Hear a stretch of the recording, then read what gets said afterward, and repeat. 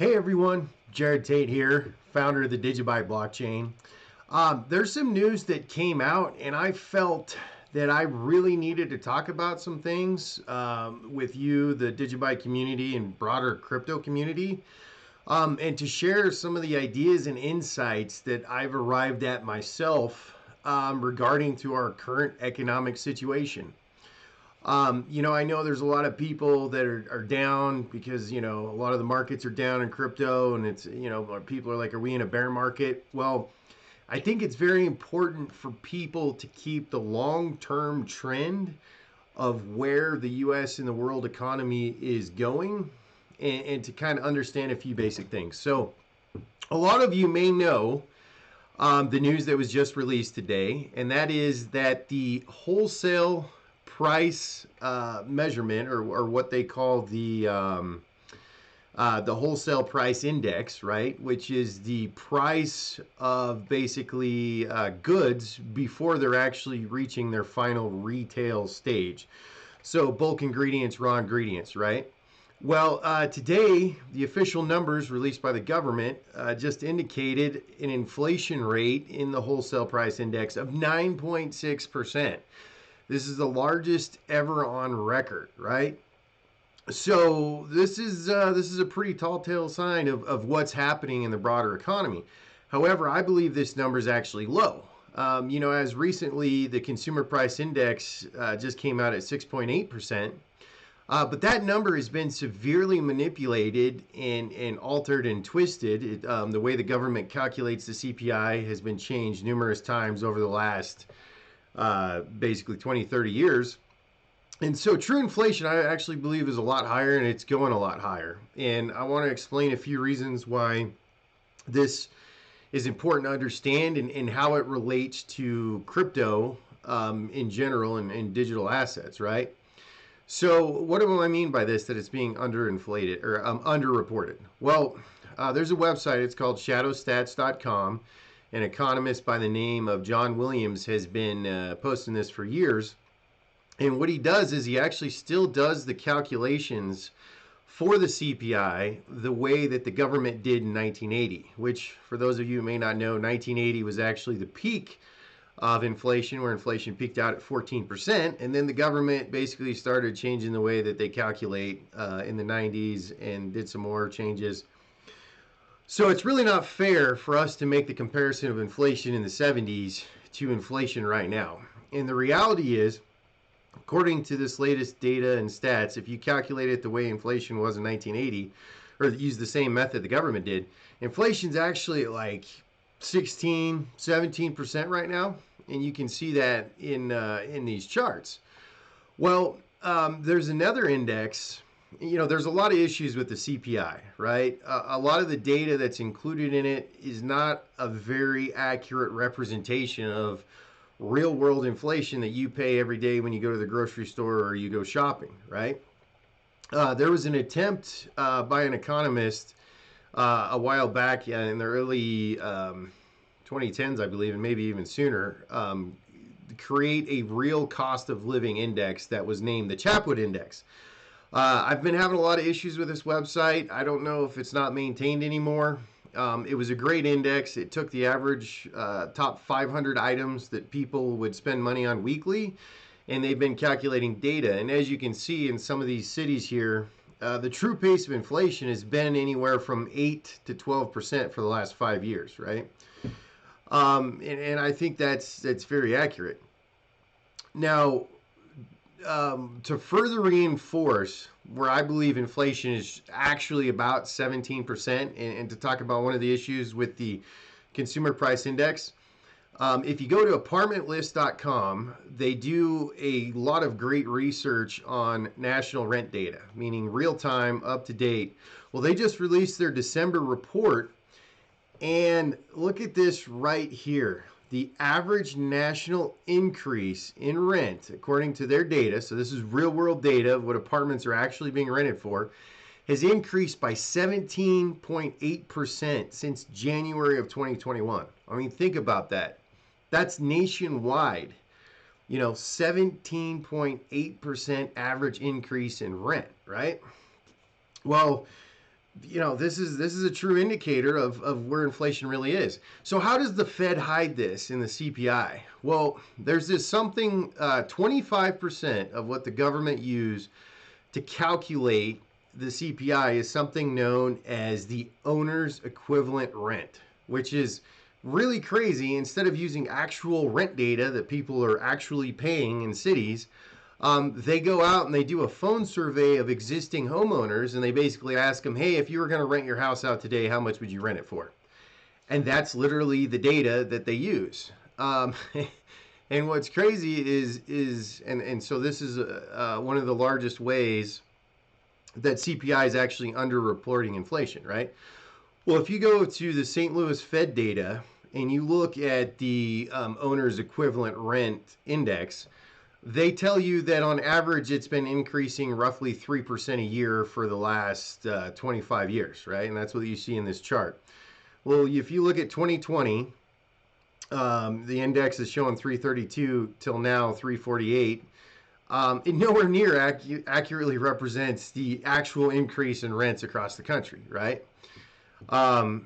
So it's absolutely, I was very surprised by this number of 17.8%. I thought it was running around 16%.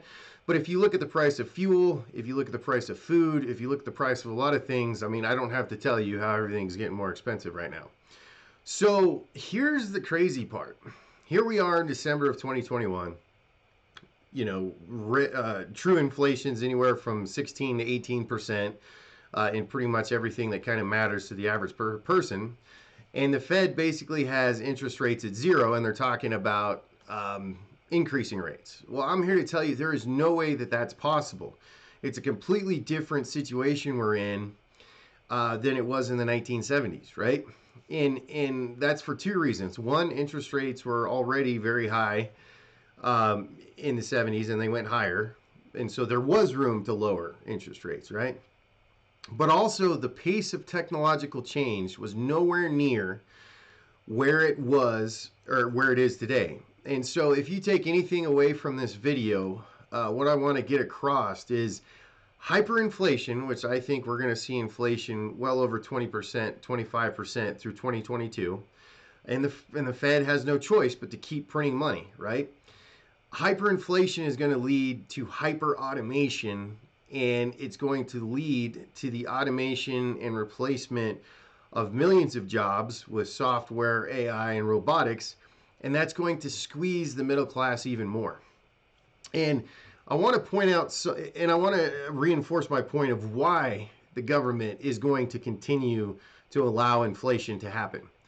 And that's simply the government's budget and how much money they're spending. So if you look at the U.S. corporate profits in 2020, and so this is all the corporations across the United States, corporations made about $2.3 trillion, right? Well, how much money did the government spend? Well, according to the Bureau of Economic Analysis, in 2019, the U.S. government spent $7.3 trillion. And that's not even including like black budget expenses that aren't even on the books, right? So, and who knows how much that actually totals. So let's think about this for a minute. If the United States was to enact 100% corporate tax and to tax every corporation and take every penny of profit, they still wouldn't even account for half of how much money they spend annually. Think about that. So how is the government making up this shortfall in expenses, right? Well, one of the ways to do this is through inflation. Inflation is a tax on the working and middle class. And the reason they're doing all these shenanigans and they keep changing the definition and what's included in the CPI, which, by the way, supposedly they're going to stop including commodities and other things. And there's other tactics they use. And so the reason they want to suppress the CPI rate is, first, they don't have to increase Social Security payouts, but it's a way of basically accumulating wealth without raising taxes and without, basically really letting the average person understand that, their wealth is slowly being siphoned off through inflation. So, how does this all regard to crypto? How does this all relate to crypto, right? Well, if you think about truly decentralized, hard capped blockchain assets, and what I mean by that are cryptocurrencies that are truly decentralized, they're not heavily pre mined, they're not controlled by a central company or a central group or a bunch of insiders, and have a hard limit, meaning Bitcoin, there will only be 21 million Bitcoin ever, or 21 million Bitcoin ever created. And Digibyte, there's only going to be 21 billion Digibyte ever created. There's only a handful of hard cap, truly decentralized crypto assets.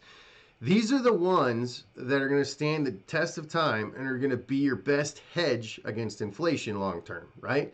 Because by their very nature, Bitcoin, Digibyte, Litecoin are deflationary, meaning over time there's less and less, it's scarcer, it's harder to get, and that's a direct opposite, of the spectrum of inflation that we're going to see. So, I encourage everyone to go check out this data for themselves, but this is very concerning to me because I don't see, the average people or a lot of friends I have or even family members or people I know, they don't really see what's coming and how this is going to dramatically impact their lives over the next 18, 24, 36 months. And I think it's really going to hit a lot of people very hard. And I encourage you to go out and do more research on this because, like I said, there's no way that the government is not going to let inflation run through 2022. I mean, they may say it was transitory, they didn't mean to. This whole system is engineered, and the debt load of the United States is just not sustainable. So, right now, if you look at the U.S. national debt clock, we're approaching 30 trillion, and that's the reported, acknowledged amount, and there's a lot of reports and evidence and data that says that that's actually exponentially higher. But this is a real problem. So anyway, I just did this impromptu. Didn't really do a lot of preparation for this video. If you liked it, please subscribe. I'm looking to do more content like this and explain more things as I see it as it happens. So if you like that, give it a thumbs up. And until next time, stay away from inflation.